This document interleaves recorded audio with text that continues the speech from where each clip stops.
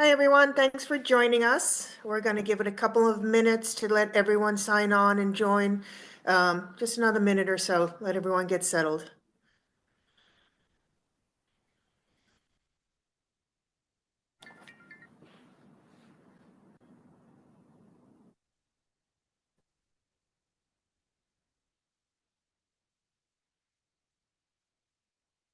We have a lot of people joining us. This is great. Give it another 30 seconds or so, and then we'll get started.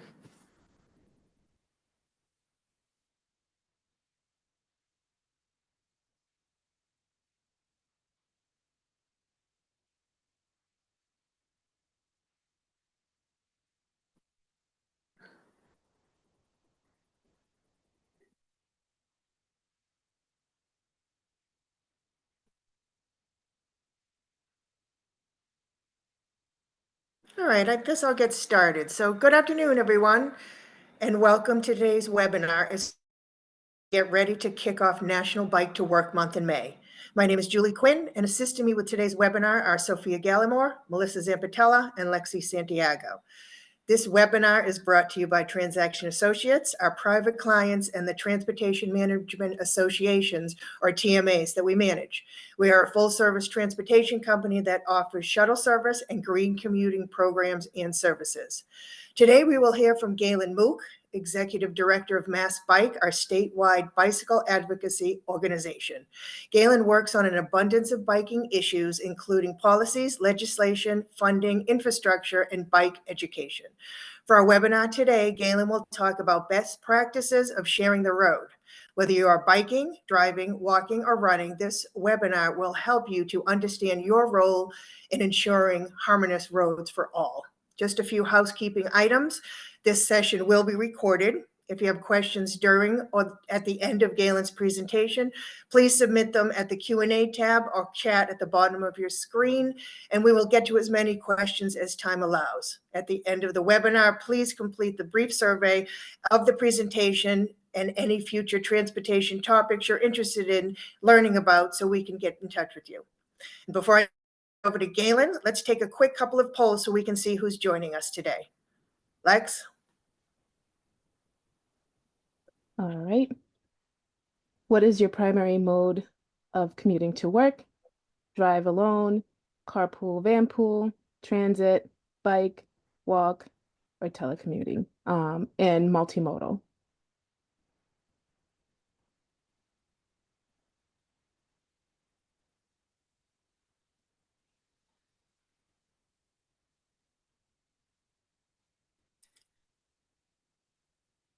Answers coming in. Give it another couple seconds there, Lex. Looks like it all slowed down. All right. Gonna close out the poll.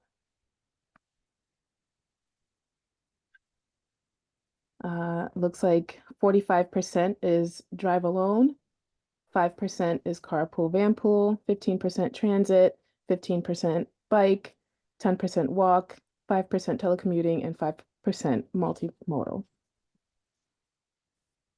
Excellent. Okay, and one more. We'll take another quick one. Lex? What best describes your current work situation? Do you work in office? Are you hybrid or working remotely?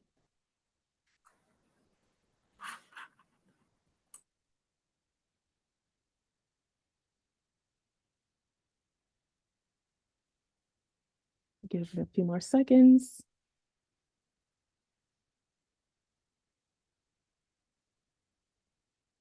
All right. 56% are in office and 44% are hybrid. And nobody remote? Yeah, 0 remote. Okay, great. Thanks, Lexi.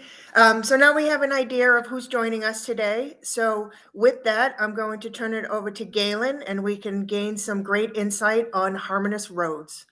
All you, Galen. Thanks, Julie. Pleasure to be here. Let me just go ahead and share my screen. Hopefully this works for everybody. Let me know, do you see a presentation? Yes. Excellent, thanks, great. All good. Excellent. So thanks everyone, and thanks everyone from the with TMA and Transaction. It's always a pleasure to work with you. For years, we've been partnering to really make bike-friendly options possible for all those who are associated with the TMA.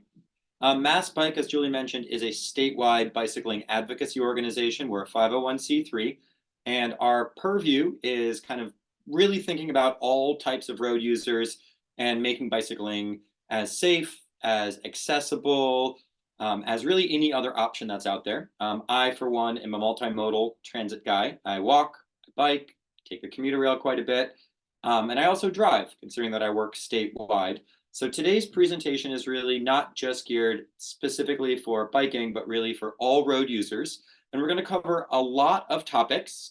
It was a very broad list that I sent over to Melissa about what I wanted to cover. So hopefully we can get through everything and in a brief period of time, and then also allow for some room for questions. So feel free to pepper us with your thoughts, your ideas, your concerns, and I'll jump right in. So let me see here. This does move forward. Great. Before I jump in too far, I do want to take a step back and say that there are some guidelines for bike advocacy that MassBike likes to follow. We call them the E's of bike advocacy, that include evaluation, such as data collection, such as the poll we just did, engineering, infrastructure, bike lanes, bus lanes, etc. Education, which is considerably part of what we're going to be getting at today with this webinar, but also to really educate road users of all types. We like to do encouragement, which we'll end with a slide about Bike Month, which is coming up in May, which is our big effort to encourage people to bike more throughout the Commonwealth. And we also do focus on enforcement, because regulations and statute really only go as far as their enforcement. However, we do like to lean on a lot of the other E's to mitigate the need for enforcement. So I'll just kind of preface that. I'll also mention that all of these are seen through a lens of equity. Our goal at MassBike is to get more people riding more bikes more often. So more ages, more abilities, more backgrounds. Everybody rides a bike throughout the whole world. You can travel to really any country and you will find people riding bikes. You can travel to every neighborhood. You will find people riding bikes. And so our goal is to make our work as accessible to everybody who's out there. And why it's important is that we are seeing a rising rate of cycling. The pandemic, as we all know, really did restructure how we are viewing society. And it looks like a graph is not popping up on my slides. My apologies if that's not coming up on yours either. But there should be a graph at the bottom of this slide that shows the comparison of year over year of people who are out on the shared use pathway recreational trails from 2021 to 2022. And rates of cycling have increased in some places 2 or 3-fold. And what we're finding is that there's a lot of new riders who are out there for a lot of reasons. They're doing it for mental health, they're doing it for physical health. We're also seeing a big boom in bike sales. So we are actually really encouraged by the rising rates of cycling. And with that, I kind of want to pass it to Lexi to launch our third poll, which will talk about who here rides a bike and how often do you ride. Lexi, are you able to throw this poll out? Yes. How often do you bike? More than once a week, several times a month, a few times a year, or never?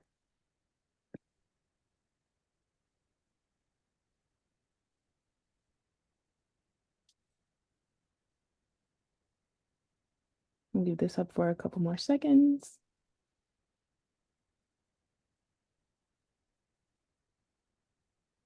All right, going to close it out. Great. 32% said that they bike more than once a week, 16% several times a month, 32% a few times a year, and 21% is never. Perfect. This is really good to know. I will say, for those of you who don't bike, that's totally fine. A lot of this presentation still does matter to you, because I guarantee that whether you walk, you drive, you take the T, there are some changes to Massachusetts' structure of how we share our public ways, which we'll get to shortly. Moving forward in the presentation.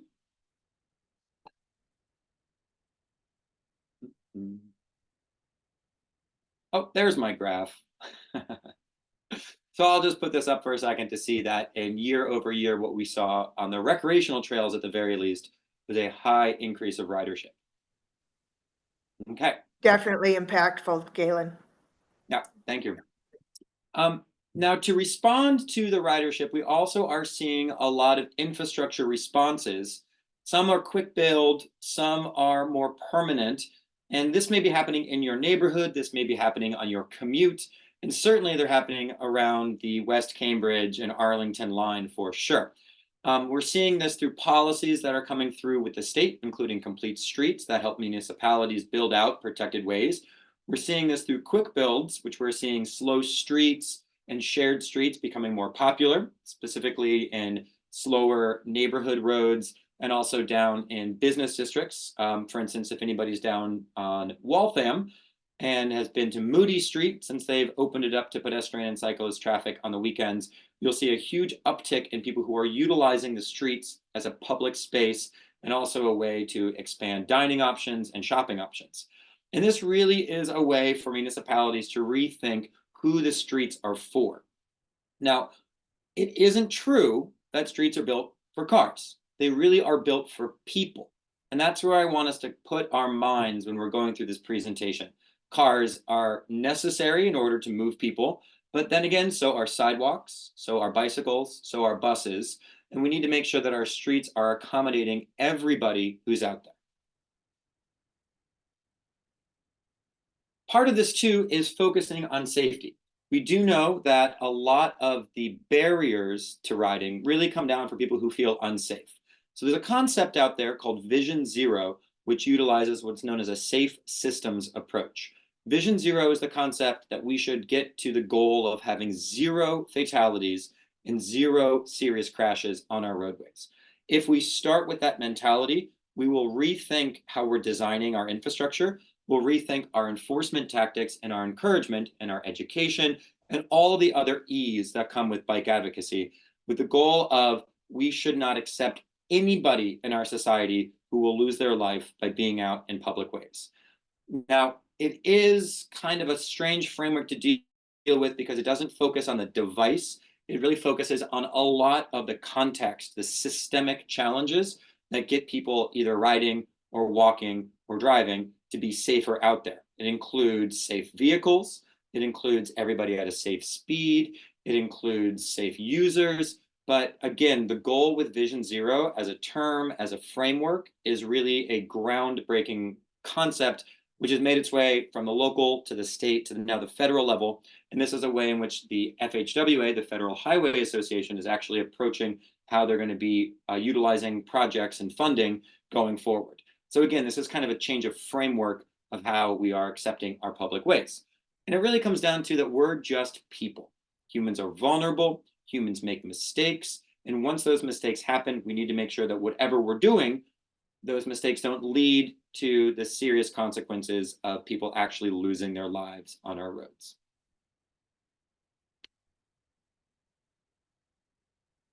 A lot of that does come down to data.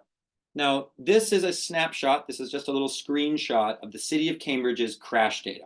I utilize this one because a lot of the folks in your neck of the woods are coming or passing through Cambridge quite frequently. And for those of you who are familiar with this map, this is Hampshire Street, Broadway Street, and Mass Ave, kind of the area around the Inman Square and Cambridge Port and Central Square going into Harvard Square. Every blue dot represented here is a crash. Now, the beauty of Cambridge is that they have such robust data that if this was a live map, I could hover over each of these dots and I could see the vehicle involved, the reason for the crash, the time of day, the type of crash, the type of severity. It's information like this which really informs the advocacy. I also want to leave this slide up for those of you who are map files to notice that there are certain routes that folks can choose, which more or less take you to the same point A and point B that have fewer crashes. For instance, look at that cluster around Broadway or that cluster around Mass Ave. There's a split road that goes east-west, just the same as Broadway or Mass Ave does, called Harvard Street. Harvard has a very low speed limit. It has no bike lanes, whereas Mass Ave does have bike lanes. But Harvard Street has such low traffic that the crash rates are so much lower that it actually may be a safer road. So in a couple of slides, I'll talk a little bit about the Cambridge map, but I want to have this idea in your mind around finding data points to actually reinforce how you make decisions. And those decisions can really impact how safe your ride is. And of course, this definitely changes based on time of year, time of day, how much traffic there is. But this is an important tool to utilize to have in your mindset, and so that you can make personal choices on how you go about doing your daily run. Other ways in which MassBike is utilizing advocacy to really make safer roadways is actually to do outreach to cyclists. Our purview is biking. However, all road users are mattering. But the goal here is, what can we do to really influence the safety of individual riders? So a couple of programs that MassBike is engaged with. You'll see on the left, this is us handing out lights as part of our Lights Brigade campaign. We have a mandate across the state to hand out as many lights as possible to cyclists at night. So one of our favorite campaigns is we've purchased in bulk these bicycle lights, white in the front, red in the rear, and we'll mail them out to advocacy organizations who just stand on the street corner, flag down cyclists who are riding without lights, and we'll brighten them up. We also do a lot of youth education, knowing that that's the next generation. And the goal here is that if we can get a little bit of know-how into these young riders, that will impact them for the rest of their lives, whether they're walking, biking, or driving. They'll know how traffic works. They'll know the vulnerability of people who are out on bikes. But in order to do that, we really do need to get hands-on and down to the peer-to-peer level. We're also working with drivers. So a lot of the work that MassBike does is around educating drivers who might not be aware of how bicyclists operate on our public ways. Now, bikes are allowed on all public ways except for limited access highways, and that varies depending on where you are in the Commonwealth as to whether or not there's bike infrastructure. Sometimes there's a bike lane, sometimes there's a marking, sometimes there's nothing. But either way, whether you're a biker or a driver, you do need to understand the complexities of negotiating that shared space. We also work, MassBike does, with partnership with our Vision Zero Coalition on educating fleet drivers wherever we have that purview. On the right, this is us working with the MBTA bus drivers. We were able to revamp the driver's education for bus operators. And so we have a whole days-long curriculum about how bus drivers should treat bus lanes, bike infrastructure, and driving around cyclists. And this is some of our most, I'd say, impactful work in terms of influencing the policies that then go into educating the users, whether it's an individual rider, whether it's a driver, or whether it's a fleet driver who is a professional who's out there. This may be important for organizations like Transaction that has shuttle buses throughout the Commonwealth, or throughout the region, I should say. Now, MassBike can help provide education for their drivers in order to navigate some of the complexities of the roadways, specifically in Greater Boston, where we have a lot of that shared infrastructure. We're also working with the RMV to revamp the Safe Routes to Schools programs, which is the education for the youth, which gets up-leveled to adults. So this is another example of us working with what we have influence on, where we call these backpack one-pagers, where they're not really geared for fourth graders, because fourth graders are nowhere close to getting their driver's license. However, we ask that these go into the backpacks to be given up to the parents. And by educating the youth, they can have influence over the driving habits of their parents. And so this is just another example of us trying to work wherever we can to really influence both the driving side and the biking side, the youth and the adults, to really make our education as robust as possible.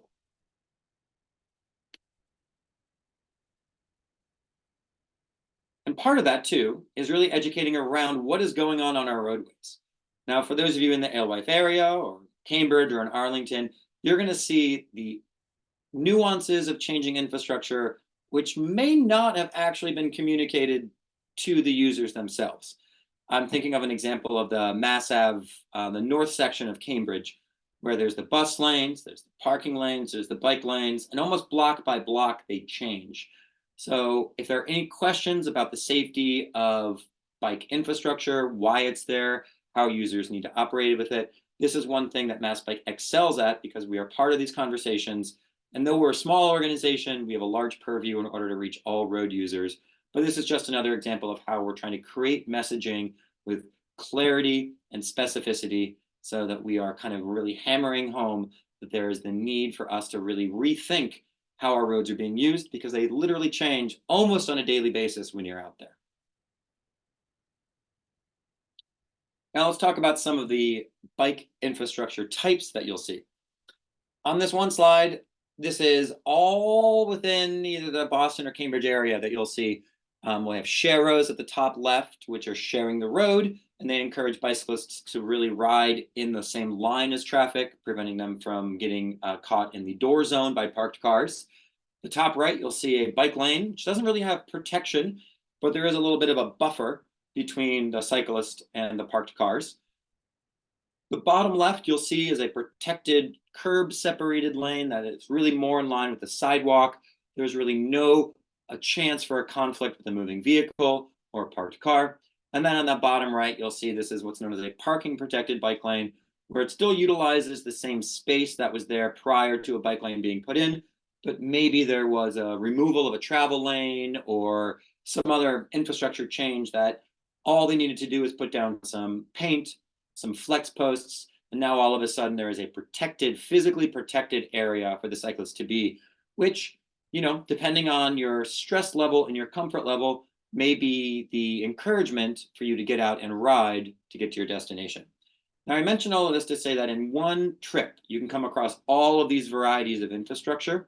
If you don't know how they operate and how you feel safe and comfortable in them, it's going to be hard for you to know what routes to choose and to actually be able to select riding a bike as one of your options. And also, as a driver, you need to be aware of these infrastructure changes and elements as well, because you are sharing generally the same space. And as a protected bike lane merges back in at an intersection, you need to be aware as a driver of how cyclists' needs are being met. And again, comes back down to the negotiation of how we're sharing our roads. And I like to leave this slide up for a second. Let me get it here. This is the map of Cambridge. Arguably, this is a little bit old. This is probably from about 2015 or 2016. And the city of Cambridge did a survey of all of their roadways. This is the comfort level with which the self-reported cyclists feel of riding throughout the city streets. What you'll notice here are that the major thoroughfares of Mass Ave and Broadway and Cambridge Street and Beacon Street, all the major corridors that a lot of cyclists take to go the direct route, are in the high stress level, low comfort level. A lot of that is because it's shared with business districts, bus routes, delivery vehicles, Ubers and Lyfts.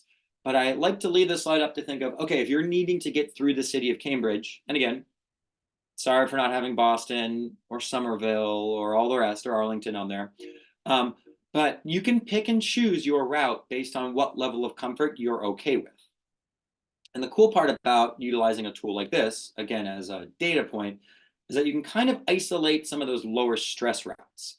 So you'll see when I take out those 4 and the 5s, you'll see a lot of the infill is slow, high comfort. It might be more amenable to you riding a bike. Maybe you're riding on a casual day. Maybe you have a kid with you.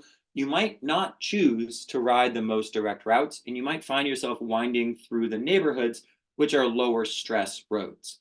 Now, again, there's not a lot of infrastructure on these. There's not a lot of bike lanes. There's not a lot of protected bike lanes. But just because traffic is slower, we find these to be lower stress. And then, of course, the most comfortable and the least stressful are the separated multi-use paths.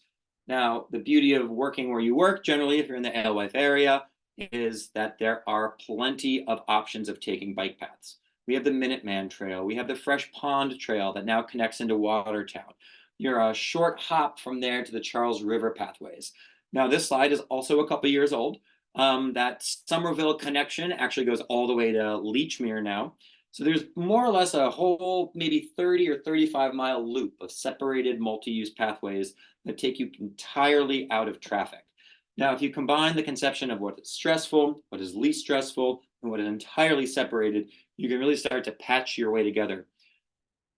We have work to do to connect these pieces. I fully acknowledge that a lot of times this takes decades of work, of advocacy, which is what MassBike is really charged with. This is our challenge, is to really make all of these networks accessible to all the neighborhoods and to make them interconnect.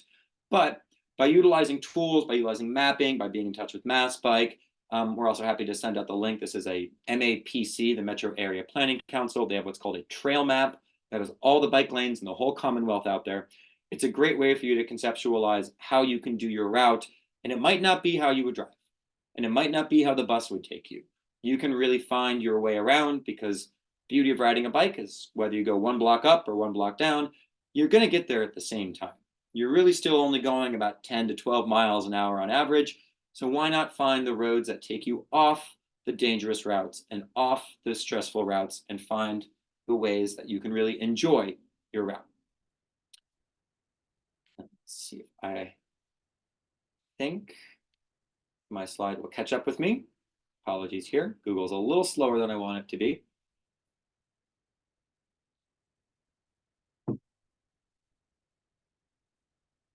And this here is when you're thinking about why we advocate. MassBike is really leaning towards that low stress tolerance. We're really leaning towards the 8-year-old who can ride with their grandparent to go get ice cream, or maybe ride with their parent to go to school, or maybe you're having a tough day at the office and you just want to have a nice cruise home to burn a little bit of calories and get some blood flow. We don't want you to feel like you're taking your life in your own hands.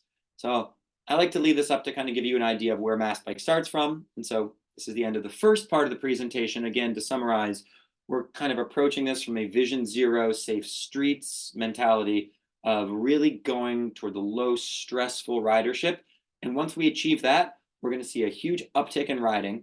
And we then will need to meet the demand, and we can meet the demand through a variety of options, whether it's through commuting benefits like the TMA provides, whether it's for finding incentives for taking blue bikes that the TMA also supports, and also really just finding opportunities to get the community together, whether it's a group ride or a bike breakfast, or maybe it's a tune-up event, to really start to incentivize folks to ride. But I fully acknowledge that if it is a stressful ride, people just aren't going to do it regardless of how much incentivizing we like to do.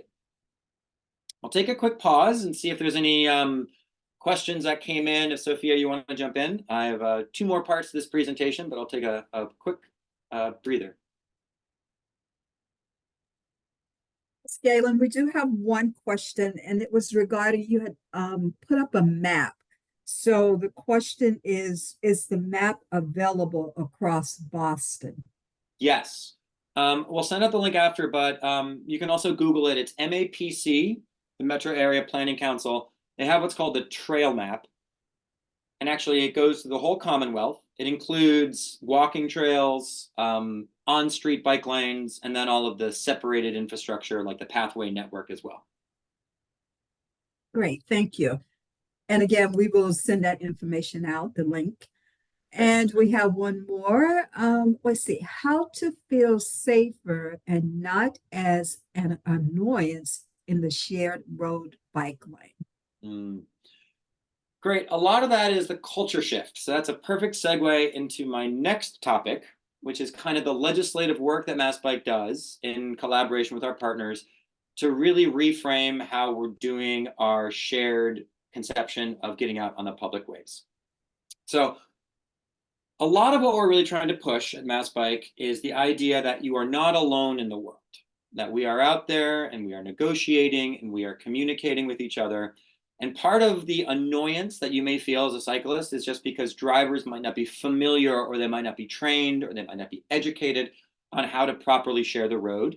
And one of the tools in our toolkit is to really reframe the responsibility of safety.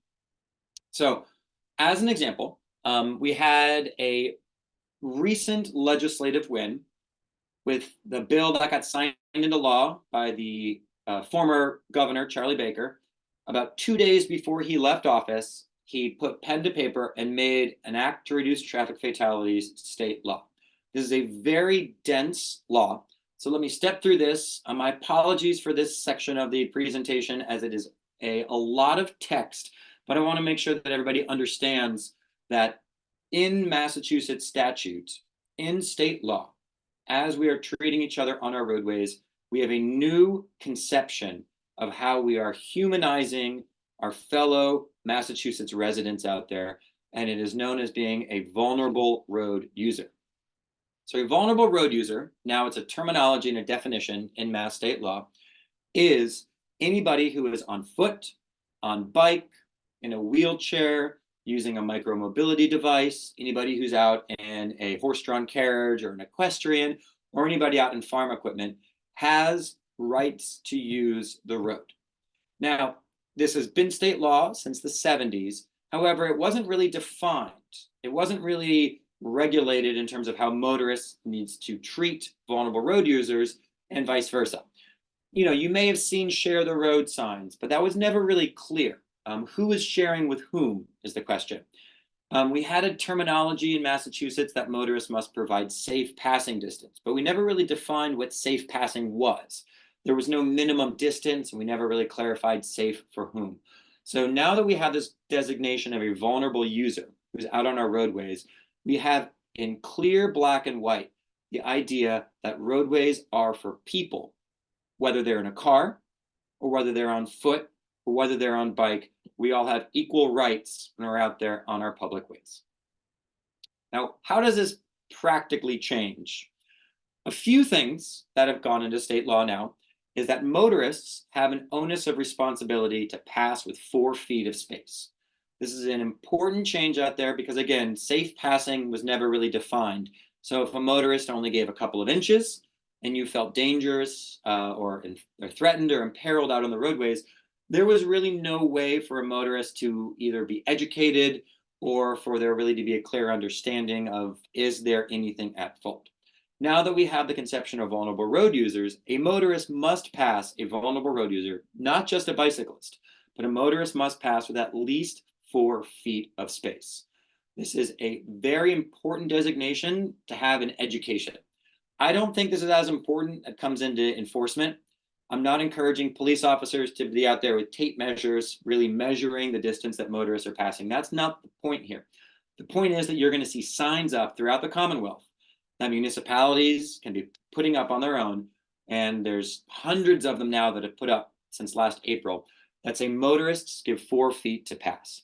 This is also now being put in the RMV manual. So all new drivers are being trained on this, and it's being instructed at the driver's training as well, which again was not how we treated roadways prior to last year. We always had a kind of a car-dominated ideology based off the engineering, based off the enforcement, and even based off the education. But now we can be clear that motorists actually, because they have the power to have the most damage, they have the responsibility to provide the most space. And there is the designation of vulnerability, which then clarifies who actually is needing more protection. It essentially allows for a protected class. And these 4-foot signs, I'm curious if you've seen them in your community. You might not have known that this was something that MassBike helped push through. You might not have known that it took 10 years to get this bill signed into law. But feel free to pop in the chat if you've seen one of these. Maybe it's at your town line, or maybe it's on a business district. But generally where there's a high cyclist corridor, a high biker presence, municipalities are putting up these signs. So if you've seen them out there, we would love for you to send a photo of it to MassBike. We're collecting our album of all the motorists give 4 feet to pass signs throughout the Commonwealth. And like I said, there's about 300 that have been put up since last year. Another designation of this law, again, this is about roadway safety to reduce crashes, is that cyclists are now required to have a rear light on their bike. Prior to the law, it was a rear reflector or a rear light. Now it's both. You are required to have a rear light and a rear reflector, and this is in addition to having a front light. This is a new change, which also had a slight nuance to it. I won't want to get too much into it, but we're not really, again, leaning into the enforcement side. MassBike does not really think that that's a good use of police resources. However, one thing that we do think is a good use of police resources is for police officers to hand out free lights to any cyclists who might not have them. So we're actually partnering with Transaction as well this season, and also our fellow TMAs, to distribute lights. So if you are in need of a set of lights, let us know, let your TMA know. Our goal here is that we do not want you to, one, run afoul of the law, but two, it's about safety. Now, I want to make a quick designation here of the differentiation between protecting yourself in the event of a crash and preventing injury, or preventing the crash entirely. This, by handing out lights, this program really prevents the crash in the first place. We do appreciate helmets. We think helmets are wonderful at keeping injuries to a minimum, especially head injuries, which can be the most severe. However, we do like to lean into the fact that we are actually preventing crashes first. And by preventing the crash, we can focus on the systemic and the root cause. Also, additionally here is, I should mention that Mass statute also does require cyclists to have reflectors on the bike, either on the wheel or on the pedals, so that there's a side reflection as well. And then additionally, not required by law, but a really good idea is also to wear reflectivity on your clothing. That could be a jacket that has reflective strips on it. That maybe could be your helmet that has some reflectivity to it. Maybe you have a leg band that you can put on, so when you ride, there's some motion that really keys the eyes of the driver. Part of this is that we do know that drivers are more distracted now than they have ever been before. So anything that you can do to catch the attention of a driver out there is absolutely essential at preventing the crash. And specifically to this new law, you do need to have a rear light as well as a front light anytime you're riding at night. And again, if you want to get in touch with us about our Lights Brigade campaign, massbike.org/lightsbrigade, you can volunteer to hand out lights in your community, or maybe you can help donate to us as well. We are collecting donations to be able to purchase the lights. Last year, we were able to distribute over 2,500 sets of lights throughout the Commonwealth. We recently purchased 7,000 sets of lights. So we have the charge to get all the lights out to as many bikers as possible. But again, the need is endless. And if you need a light, let us know, or let the TMA know, because we are here to help you out. All right, a few more slides on this law. I know it's a very dense law, so my apologies. But now there's also the ability for municipalities to lower speed limits on roadways. As part of that Safe Systems Vision Zero approach, we know that the higher the speed, the more severe the crash. So we are really leaning hard into lowering speeds. The law now clarifies that if a state owns a road, whether it's a DCR parkway or maybe it's a Mass DOT arterial, before the municipality, if they wanted to make a slower road, really had no purview because the state controlled the roadway, even if it was in a municipality of a city and town. Now we have actually clarified the process with this law. This is a very much in the weeds section.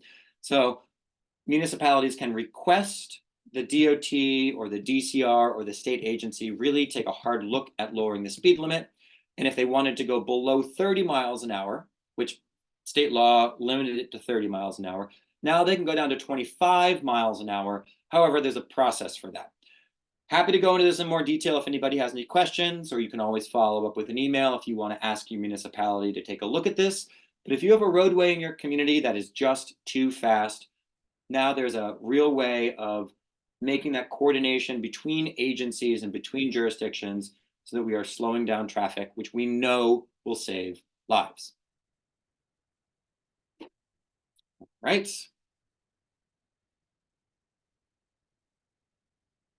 And also similarly important to cyclists that are out there, on trucks that are owned or leased or under contract by the Commonwealth, including municipalities that are receiving Commonwealth dollars for, say, trash removal or Eversource or something along those lines, trucks above a certain weight are required to have certain safety features, such as lateral protection devices known as side guards. Those are between the wheels of the beds of the trailers, convex mirrors, and backup cameras. This is also, again, towards saving lives. We're working on elevating this new change up to a federal level. Currently, we're able to work within what is the Commonwealth's purview without running afoul of interstate commerce laws. But the goal here is that, especially in dense urban settings, sadly, a lot of the most severe and fatal crashes occur when a truck driver turns right without noticing that they are adjacent to a biker or a walker, and that walker gets struck by the truck and rolled over in the wheels. This is, sadly, I'd say we make too many ghost bikes out there, and anything that we can do to save a life is well worth the effort. So this is a little bit of a step in the direction of mandating where we have control. Again, hopefully to make this into a federal statute conversation as well. But because MassBike works statewide, we were actually the first state in the country to require this. And this is going to be a game changer with how we have the conversation with the trucking agencies.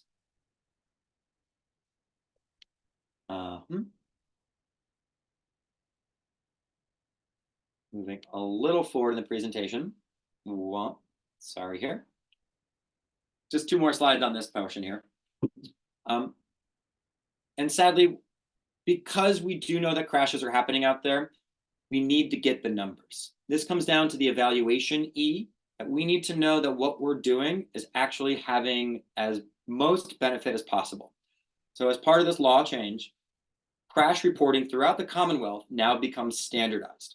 Prior to this law, because we had 351 cities and towns, there were 351 ways with which crashes were reported, specifically with bicyclists, because sometimes they were counted as pedestrians, sometimes they were counted as single-use vehicles, and there was no way of actually tracking, and the DOT could not, Department of Transportation, could not really get an idea of what was safe and what was not out there. Now with this law change, the DOT is charged with getting all of the data throughout the Commonwealth, using police reports, using EMS data, using VIN numbers of property damage. And so we have a hugely robust tool that's going to be gathering information over the next several years. So we can know that if we are putting a bike lane in, if we're building a Safe Routes to Schools project, does it actually impact the number of crashes that are happening out there? If you think back to the slide that I have of those dots on the map in Cambridge, each one of those blue dots is a person. Each one of those blue dots represents a situation and a scenario. We need to do everything that we can in order to track what is happening to these people in order to make sure that all of our efforts are going towards making our roadways safer. This is a wonderful tool. It's open to the public. It's called Impact, and it's offered by Mass DOT. You can Google it and you can look it up. You can get data that goes back about 15 years. And now that the data is being standardized over the next several years, we're going to really know how it's going. We're going to be able to aggregate the data based off race, based off gender, based off age, and we're actually going to see where disparities are ending up. So this is going to lean heavily into our equity conversations about who is most impacted out there and what we can do to mitigate those dangers. And my last slide on this topic, before I take a quick breather, is how you can help. Part of this is knowing that the law happens, or the law has changed, I should say, and that has an impact on how you are navigating our roadways. As a motorist, this should change your behavior. As a bicyclist, this should give you an understanding of how you are rights and your responsibilities about there and being on the road. And also, it really comes down to marketing and spreading the word. Though we have signs up in communities, though we are getting in the RMV and the driver's training, we still have a long way to go to really reach every driver. So if you are interested in helping us out, you can go to massbike.org. We're happy to send you a bumper sticker. We're happy to send you some of these give 4 feet to pass signs. We have these that we made up here. I have one right here on my desk here. It's a nice little sticker that you can put on the back of your car or on your helmet to really just spread the message. And this is a cultural shift that we are experiencing here in Massachusetts. I know it's going to take time in order to make its way to every driver, and you really can help us, because as MassBike is a small community, we have a large purview of reaching every road user. So if you're out there, on regardless of the mode, whether you're a vulnerable road user, whether you're a driver, even whether if you're a transit user, helping us spread the word about this law change is incredibly important. I have one more section of the presentation to talk about e-bikes, but I'll take a quick breather and see if Sophia, if there's anything else that's popped up in the chat. Yes. So can you tell us again where to send the photos of the sign? Yes, thank Is you. there a link Um, or a website? Yeah, you can go to massbike.org. Our general email list is bikeinfo@massbike.org. But on my last slide, I'll give you my email as well. You're more than welcome to email me directly. It's just Galen, it's Galen @massbike.org. Okay, thank you. And one more. Do you have to give 4 feet of space if bikers are in the painted bike lane? Great question. Technically, yes. If you are in a shared lane, whether it's a painted bike lane that's adjacent or anything that's not physically separated, motorists still need to provide 4 feet of space. Now, again, it's not coming down to measuring it with a tape measure. And I do understand that some roads are narrowed, and so it's difficult for a driver to actually have that much space. I would say that there's a couple tactics. One, the law actually has clarified that a driver is allowed to cross a double yellow when doing so safely and adhering to the speed limit. So that should be no concern for an officer who sees a driver changing lanes in order to pass. And the other option is slowing down and waiting behind and finding a space where it is safe to pass and waiting until then to actually make the maneuver. Again, though, I'm not getting down to the inches on it. Really, this is an educational tool. So if you're finding yourself driving and there's a cyclist ahead of you, my first suggestion is to slow down and make sure that if you do need to pass, you're doing so at a safe speed, and then making sure that there is enough of that buffer of space. 4 feet might seem like a lot when I'm talking about it, but in reality out there, there's plenty of width between the bikers and the traffic, even if there is an adjacent bike lane for a standard car, to really make that maneuver. Okay. Great questions, though. So that's it for now, Galen. Great. Well, excellent. And so my last part of the presentation, I realize this is kind of 3 presentations thrown in together, but I do want to talk about e-bikes because this has been the hot topic that has come into our mailbox more than any other that's out there, because this is the game changer for a lot of people to choose to ride bikes. I like to leave this slide up to start about e-bikes because it has 2 great examples of modern and traditional. So the photo on the left really is what is known as a Class 1 e-bike. I don't need to get too much into the details of the Class 1s versus 2s versus 3s, but know that this does look like a pretty beefy bike. This is kind of an off-road bike. It's kind of a mountain bike. But in reality, e-bikes come in all shapes and sizes and all varieties. But it does look pretty sleek, right? But I also like to have that image of the right, that graphic there. The funny thing I like to say about this is that though you may think of e-bikes as emerging as a technology, this is actually a patent from the H.W. Libby Company from Boston, Massachusetts, 1897, of an electric bicycle patent. So we've been thinking about electric bicycles and e-bikes for over 115 years. And only recently have we been able to build Massachusetts law to regulate and to define what these e-bikes are. So I really like to leave this up to kind of show the historical distinction between e-bikes, and they are not new. However, they're becoming very popular, and because technology has increased in such a rapid pace, because lithium battery technology has increased at such a rapid pace, you're going to find them more and more out there on our roads and paths. But what are they? And who is riding out there?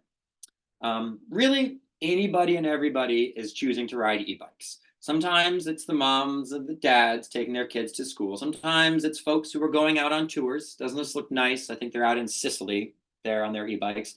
Sometimes it's delivery riders. This is a Domino's delivery, delivering your pizza by e-bike. Sometimes it's people who are just out for recreation, who are, maybe they're recovering from, this is my friend actually Tiffany, she was recovering from knee surgery and got herself an e-bike so that she could still keep riding.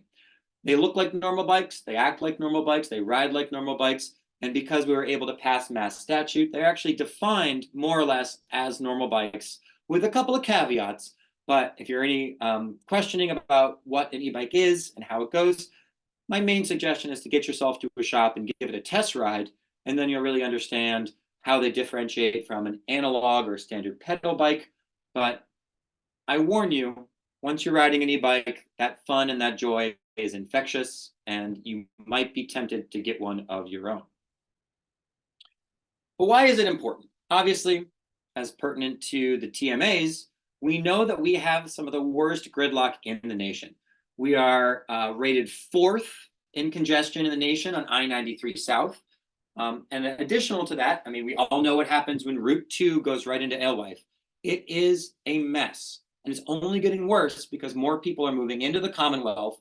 More humans are actually moving here. We have a housing stock that's going up, but we aren't building any more roadways. We also are in a climate crisis. Let's be real about it. And 40% or more of the greenhouse gases that are emitted throughout the Commonwealth come from the transportation sector.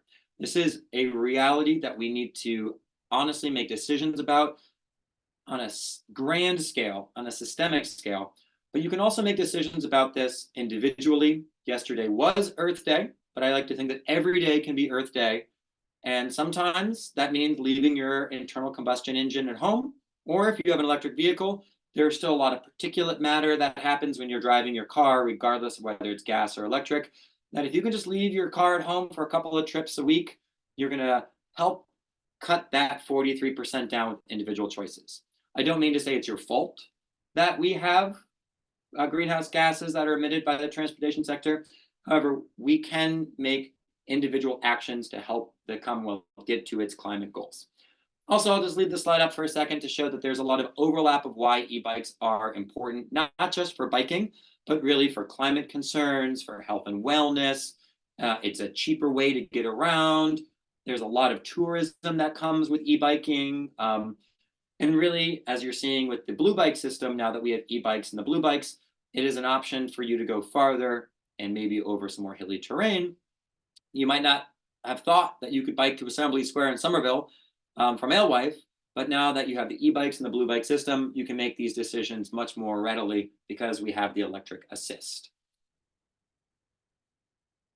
We're also working at MassBike to incentivize people to ride. Here's a picture of one of the program managers from the city of Boston on the newly released electric blue bikes. We are seeking ways of incentivizing e-bikes to individuals, specifically by lowering their cost. You will find, hopefully later this year, that the state is going to roll electric bicycle incentives, similarly to how they're rolling out electric vehicle incentives to lower the cost from low and moderate income households. We do know that we're also in a transit crisis where every single day there's a new shutdown of the T in order to make absolutely essential repairs.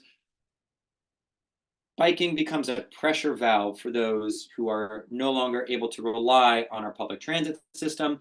And if you can think of this as a day-to-day, point A to point B, you can really integrate biking into your work. And of course, the TMA, such as Transaction or Alewife TMA, has incentives to get you out on blue bikes. If you're unfamiliar with some of the stuff that they offer, I'll leave that to Melissa, Julie, Lexi, and Sophia to really help you get out on the bike share system. But I highly, highly recommend if you're in the greater Boston area that this is an option that's out there for you. Even if you have your own bike, you still may benefit from being able to take the bike share from point A to point B and not having to worry about having your own bike. Now I'll talk a little bit about MassBike's programs for the next couple of slides to show the benefits of biking. So one of the most wonderful things that MassBike has been engaged in my opinion, in the past 2 years is that we received a grant to purchase 100 e-bikes and give them to residents of the city of Worcester who are making 40% of the state median income, which is around $30,000. So folks who have a household income that basically puts them in the federal poverty level probably don't have single occupancy vehicle cars that they can afford if it needs a repair. Probably can't rely on transit systems to get them to their work or their school or their doctor's appointments. And so we're hoping to really encourage biking by being able to incentivize people by giving them, at no cost to them, an e-bike and tracking their trips and miles over the course of 2 years. One of the coolest things about this program is that we had 100 bikes to give out, and we got 1,200 applications. Again, 1,200 applications in one city alone. Now, with that data, we were able to aggregate out that literally matching the census of the city of Worcester was the demographics of people who were interested in e-biking, to show that it was a commonality amongst all demographics, which was also lovely. And throughout the course of the past 2 years, we've been able to prove the efficacy, see if I can get to it, of the usage data. And again, we're tracking miles, we're tracking trips, and we get to see that recreation versus work versus school versus shopping. Now, I love this data because it's absolutely essential to prove a case that just the average rider who might not have been riding is using it for their day-to-day trips. But it also is lovely to show that with the photos on the bottom that we're building a community. People who were not already biking are now in this kind of program of support, of opportunities. They're connected with bike shops. They're connected with bike community groups such as the Worcester Earn a Bike or the Major Tailor Association. And so this is just some images to showcase the humanizing aspect of riding a bike and being in a group ride along with the data. But what does this actually convert to? Getting back to the greenhouse gas emissions, over the past 2 years, our e-bike participants have avoided over 30,000 pounds of CO2. That equates to 16.6 acres of forest, for instance, or over 630 propane canisters are being offset. So by thinking of it this way, it's not just about the joy of riding and the community of riding, we're actually doing our part. And again, because Earth Day was yesterday, I like to have this slide up to really remind people that the benefits of riding extend well beyond just the individual biking, but really have a global impact. And again, we love this, think globally, act locally. Nothing is more local than taking a bike ride in your neighborhood. And with that, I will end with my closing slide here, which is reminding you that just starting next week is Bike Month. Bike Month is every single May. We have our Bike Month calendar on our massbike.org site. We have a kickoff party this coming Sunday at Aeronauts in Somerville. We'll have a ride challenge, which is partnering with the League of American Bicyclists. I'm sure Julie, Sophia, Melissa, and Lexi will have a ton of opportunities of events and rides that you can join out on. But please, please, please keep in touch. Let us know how your ride is going. Bike Month happens every single year. I think this must be at least the 34th or the 35th consecutive year. The TMA here has been a stalwart partner every single year, so I'm grateful for our partnership. And with that, I'll leave you with my final slide, which is my contact information. And with a couple minutes left, Sophia, if there are any questions that I can answer, I'm happy to stick around. So we do have 3. Hopefully we can get them all 3 answered. So what are the rules for e-bikes when it comes to the subway and buses? Great, good question. They are treated just as normal bikes.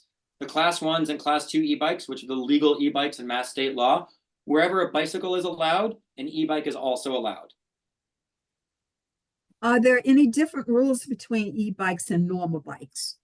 It depends on the jurisdiction. Specifically on trails, there may be some trails that only allow slower speed e-bikes and not the faster ones. However, we have yet to really see that take hold. This law only got put into place last year as to what the e-bikes are. But along with that law, we also gave purview to a jurisdiction to regulate e-bikes under their jurisdictional control. We haven't seen any changes. And as part of the law, we have very clearly stated that a rider of a bicycle has the same rights and responsibilities as somebody who is riding an e-bike. So if a bicycle is allowed, you can assume that an e-bike is allowed, except on natural surface trails. So e-mountain biking is only allowed where it is specifically allowed. But otherwise, I would say that unless there's any signage to the contrary, if a biker is allowed there, one of the slower speed class 1 and class 2 e-bikes, which are, again, they're the ones that are defined in Massachusetts, you are also allowed to take an e-bike. Okay, and our last question. If we already purchased an e-bike, how would the potential incentives apply to us? They are not retroactive, unfortunately. However, MassBike is working on ways of making your bike commute cheaper. For instance, you can now write off biking as a commuting expense. If you do the standard deduction of $750 on your state taxes, and again, we work statewide, you can include biking and bike expenses in your commuting. Before it was only T-passes or Easy Pass, but now starting retroactively in 2023, that $750 is a deduction of taxes if it includes expenses that you're putting on your bicycle. Okay, so I think that is it, Galen, and we will close by saying thank you as always for all of the bike advocacy work that you're doing. Thank you today for all of this great information that you share with us on how we can all share the roads safely together, as well as different biking types that we can purchase. Talking more about e-bikes and the things that Blue Bikes is doing to incorporate e-bikes as well.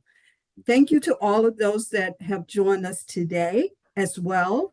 And if you have any questions or comments about today's webinar on sharing the road or any transportation questions, you can reply to our follow-up email, and your commuter services account manager or TMA director will get in touch with you. So everyone, please have a great day.